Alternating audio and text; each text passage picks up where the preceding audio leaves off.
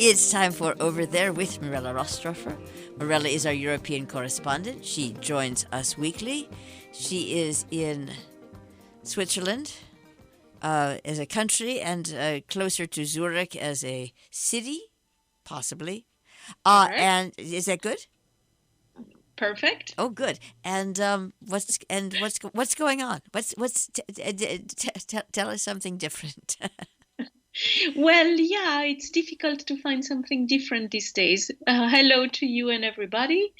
Um, so I'm not going to talk about something absolutely amazingly different, but because we talked about the Italian situation a few weeks ago, I was thinking of giving a little update, um, just because Italy is actually the European Union third largest economy, behind Germany and France.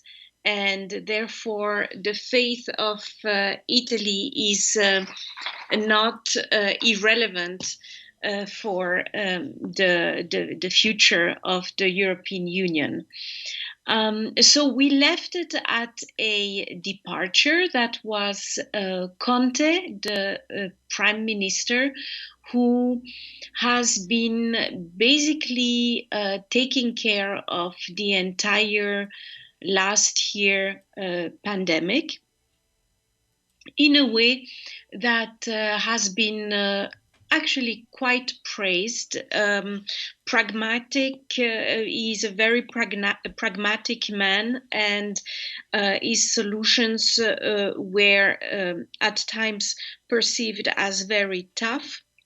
But so was the situation in Italy altogether. Let's not forget that it was one of the country really badly hit from COVID-19 at the very beginning, and they reached altogether 90,000 casualties, which is definitely up there in Europe. The problem was the following. The European Union decided, as we know, for a post-COVID-19 economy fund. And Italy is supposed to receive a little bit more than 200 billion for recovery. Obviously, everybody had its own idea when it comes to how to spend that money in order to boost the economy. And the way that Giuseppe Conte was thinking of didn't please everybody, and that was the beginning of the end for that government, as he lost with that some precious allies, and the coalition was not complete anymore. So the president would have had the choice. The president of Italy is the one that decide on what to do in such a case. And admittedly, Italy went through this process many times. And his choice would have been between calling for new elections or deciding on a new prime minister that would be liked enough to have a coalition on its own. He decided for a new prime minister. That is quite obvious, the reason being that this is still a pandemic, and to have elections request a lot of work, a lot of organization, and could potentially also put again a lot of people at risk. That is something that the president didn't want to do. And his choice went to an extremely popular figure in Italy and in Europe. That is Mario Draghi, the former head of the European Central Bank. And with him, his 23 members cabinet that he chose. So Mario Draghi is a technocrat. He's not a politician in that sense, which means very much that for him, what counts are results. He wants to deliver some good results, as he's not interested in re-election. He's basically there to save the situation, the same way he put all his strengths, work, and talent into saving the European Union in 2011. For that reason, he is sometimes even called Super Mario, in reference to the Nintendo figure that is also very liked. So what's important also to know is that those 200 billion that the European Union has decided to eventually give to Italy depends on the plan that the new prime minister will give by the end of April. It is not a blank check. It is in Europe they need a plan that also follows some of their own guidelines.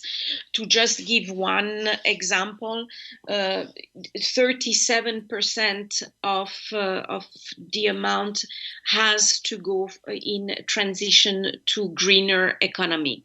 So it means that what the European Union wants to avoid is to just give a huge amount of money and not know really where it's going to be spent, how it's going to be spent, and have a situation that basically doesn't necessarily improve with time. So the plan will be done. He's already working on it. He also agreed on a new position for a Ministry of Ecological Transition, which was a request from the Five-Star Party. But I did not see any name yet, so I don't know if it's still in the making or if there is some issue with that.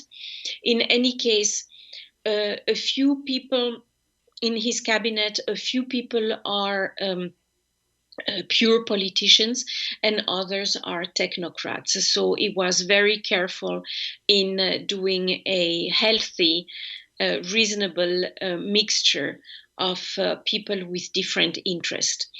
We can give a few examples. For the Minister of Industry, it would be Giancarlo Giorgetti, which belongs to the League Party in far right.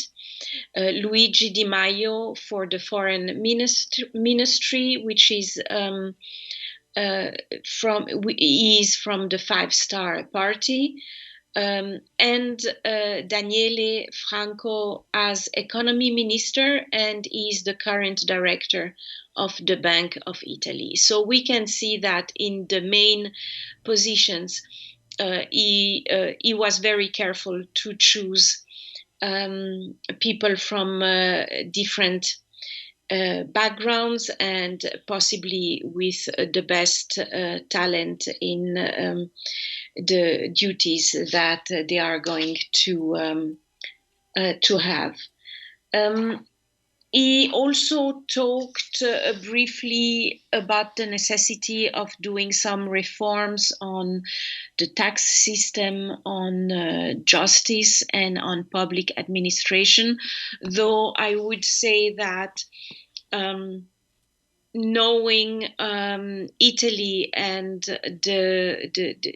the kind of disputes that can arise when it comes to this kind of topic and the kind of reforms that are necessary, it's going to be difficult even for Super Mario to find a common ground.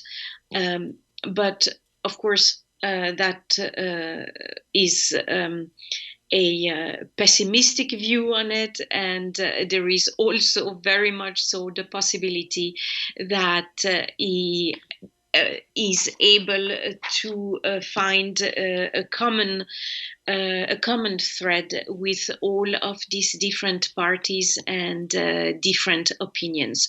So the bottom line would be that Italy is saved for the moment.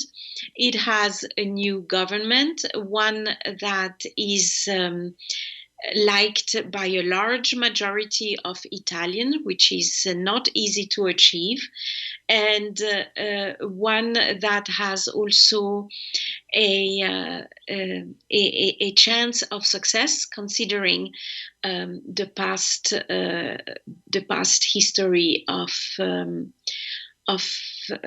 Mario Draghi, the new prime minister. Thank you very much, Mirella Rastorfer. Over there. My pleasure.